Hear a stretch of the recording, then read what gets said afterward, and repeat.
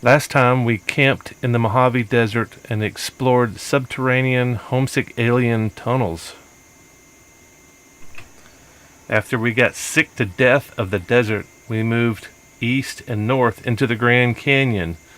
We camped in the Kaibab just outside the canyon and woke up early the next morning to find the magical light reflecting off the architecture of the Grand Canyon. Turns out these were the best pictures that I took the whole time I was there. The light just did not seem to get any better than this first thing in the morning. Of course, I had my coffee as I waited for the sun to become even more perfect, but it just never really turned out as well as I'd hoped. And I had lots of hopes. I'd heard people talk about how magical the Grand Canyon was, but this was probably one of the only other pieces of magic that I experienced. A couple of elk grazing early in the morning, just south of the south rim of the Grand Canyon. And this is one of the unique things about national parks is that the elk and the wildlife typically don't give a crap about people. So I continued to race around the south rim, trying to find that perfect spot, the place where the light was perfect and the view was perfect.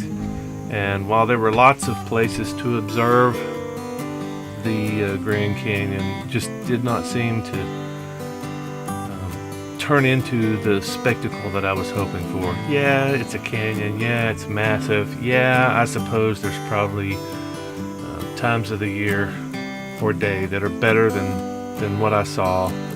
But I took my pictures. I guess there was just something missing.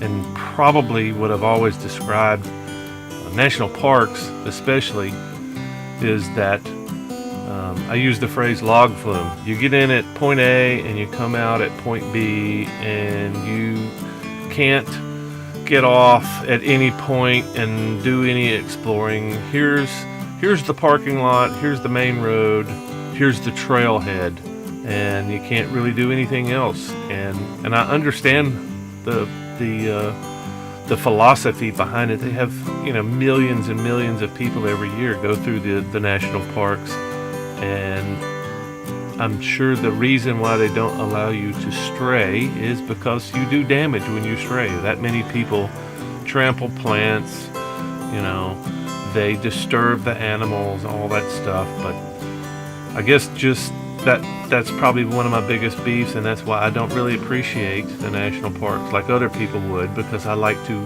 get down in the natural beauty and explore. And that's one of the things that I really can't do here or almost anywhere else in any of the national parks.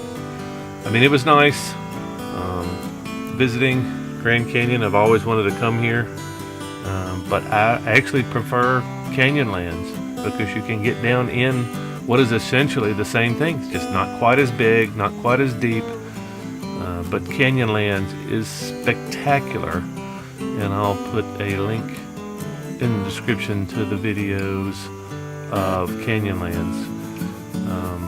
But yeah, I mean, I don't want to discourage anybody from going to the Grand Canyon because it is spectacular.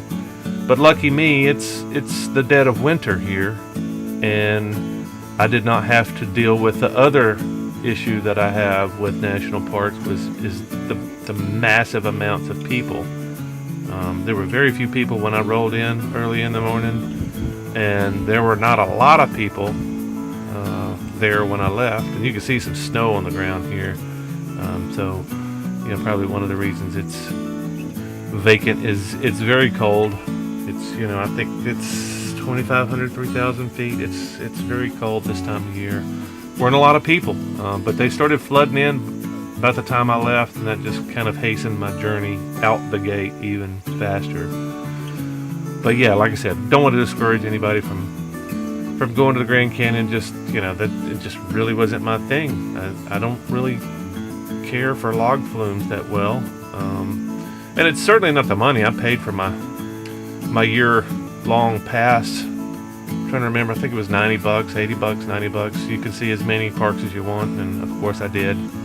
Once I snapped a few pictures and shot some video and took my main picture here of me on top of the bus, I was ready to leave. It's pretty funny now that I think about it. This was the epic picture that I was hoping to take before I started my journey. Me on top of my bus, hanging off the side of the Grand Canyon. Join us next time as we travel south to Sedona, Arizona, and experience the magical light of Sedona. So if you haven't subscribed yet, click the subscribe button, and once you do that, you can click this bell to get notifications every time a new video comes out. So click subscribe and hit the notification bell, and I will see you on the next video.